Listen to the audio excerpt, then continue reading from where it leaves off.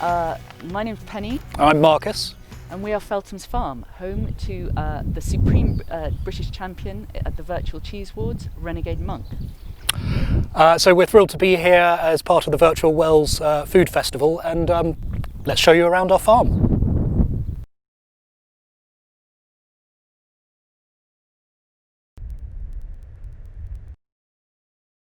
So it's almost time to cut the curd, so I'm just testing it to see how well the coagulation has taken hold.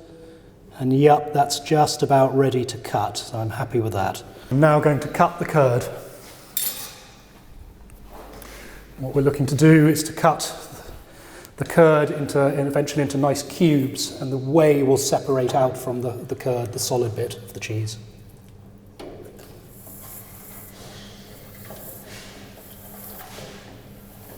While we do have a big vat, the process is still very much artisan, very much hand done.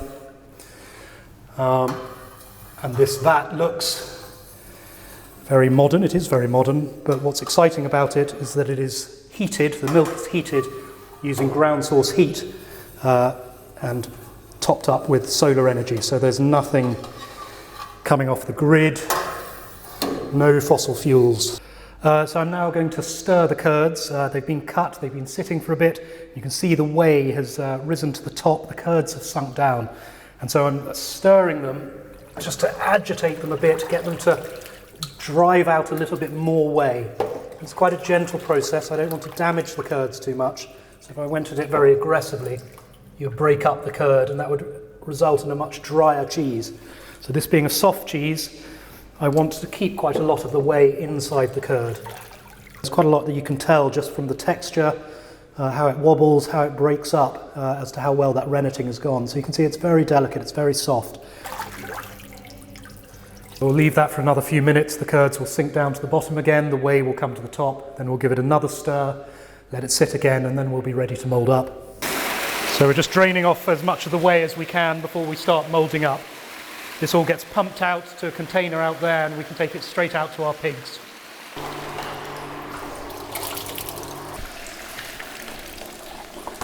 So 2 hours after this, we'll turn the cheeses in the moulds. They'll be firm enough to handle by then. Turn them again after another 3 hours, and then they'll sit in here overnight.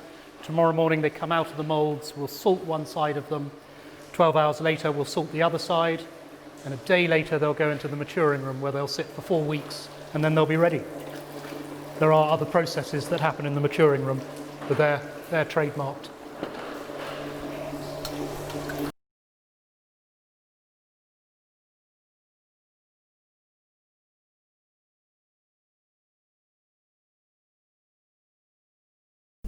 So I'm feeding our Oxford Sandy and Black pigs, which are a very old, rare breed type of pig. Apples, and we've just given them some whey, which is a byproduct of the cheese we make. And we keep pigs because when we first started making cheese, we asked, our environmental health officer asked what we were going to do with the whey.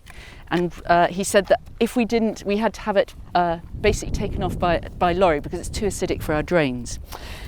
And then we kind of said, well, maybe there are other ways to do this. And actually pigs love whey, as indeed do bodybuilders. So that's why we have some very lovely sweet tasting pigs, because whey is used to make Parma ham, so from Parmesan cheese. So actually the meat that we produce from these pigs is some of the sweetest meat that you will taste. This pig has just had piglets, but we're going to try and coax them out. The other animals we keep on our small holding are sheep. We keep Highland sheep because they are the easiest sheep. They need as little human intervention as possible. They lamb themselves, they stay out all winter. Essentially they're quite hardy, and we like them because also they're taking farming back to or animal farming back to its most natural state. They're not these enormous colossal sheep that you see, and the meat just tastes different. It's much more like game. We also keep some chickens, but that's just for our own use. One of the most upsetting things actually about keeping sheep is that the market for wool is so precarious. We've tried several times to kind of find uses for the wool that we shear every spring. The best use that we make of it is by putting it back on the land as mulch around our vegetables. So here we are on the south-facing side of our cheese barn, and what we did when we built our new cheese barn last year was that we wanted to make sure that we were as sustainable as possible. So we started off with heating, and we looked at ground source heat pumps. We've got about a kilometre of loop under the field, and they do all the heating and actually in our case also some of the cooling for our farm. However, what we discovered was that if you're going to have a heat pump, you also need solar panels, or a lot of electricity anyway. So rather than buying it from the grid, we put in about 60 kilowatts of solar panels over 3 barn roofs, and they supply all the electricity we need in the cheese barn as well. What we then do is that we plug in our electric van. Again, another way of, because we do a lot of our own local deliveries, it's another way of kind of storing solar energy. And that means that all your cheese, which is delivered in Somerset, comes to you guilt-free, because there is absolutely no, there's no fossil fuels used in it at all, and our carbon, it's carbon neutral. And then to carry on with the sustainability angle, all the whey is collected from the cheese make into the tractor has got a container behind it, and that gets taken out to the pigs and fed directly to the pigs, and the pigs love it. The one thing we haven't yet found is an electric tractor. If you know one, do let us know. We've also started to outgrow, we produce more vegetables now than we can eat ourselves as a family, or indeed as part of the community that works here. We work with worldwide opportunities on organic farms called woofing. So we have a lot of volunteers who come and spend, particularly in the summer months, time with us. They're often young, trying to learn new skills or just get experience and see, get out of towns and cities. And we love it because it's a real real opportunity to work with kind of lots of very different people. But we now grow more vegetables than we can actually feed everyone. So we're selling them, hooray! So yeah, we sell them to the fantastic Whole Foods in Wincanton, which is going largely organic, and they have those dispensing machines where you can take out your rice or nuts or figs. And Claudia and Helen also sell our artichokes and our beetroot and our cheese. And our cheese. And so we're in organic conversion at the moment. So all the time we've been here on the farm, so 6-7 years, we've farmed as organically, but it's only now that we're getting the full organic certification. So the cheese is obviously organic already. The piglets, they have been born whilst we're in conversion, so they're now organic. And all animals now born on the farm will be organic from here on in. So these are Felthams Farm's 2 cheeses that we have out at the moment. The multi-award winning Renegade Monk, which was just named Supreme Champion at the Virtual Cheese Awards this year in July, which we're very proud of. And this is Rebel Nun, which is its sister cheese, and is kind of interesting because, Marcus, do you want to explain why it's interesting? It's much bluer, a little bit dirtier, a little bit gnarlier, but it's got a sort of creaminess, a bit like a Roquefort.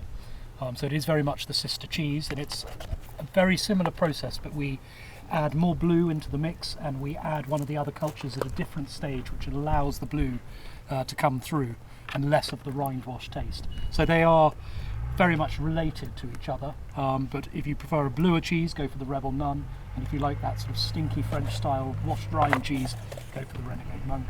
And the reason we call our cheese Renegade Monk, that was the first cheese we made, was because we, it's because we're near Temple Combe, which is the home of the original Renegade Monks, the Knights Templar. And washing cheeses in alcohol is an old European monastic technique, hence the monk.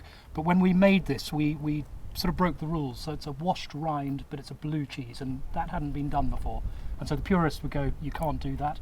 Well, we did, and so that's the Renegade. But let's try some of the Rebel Nun.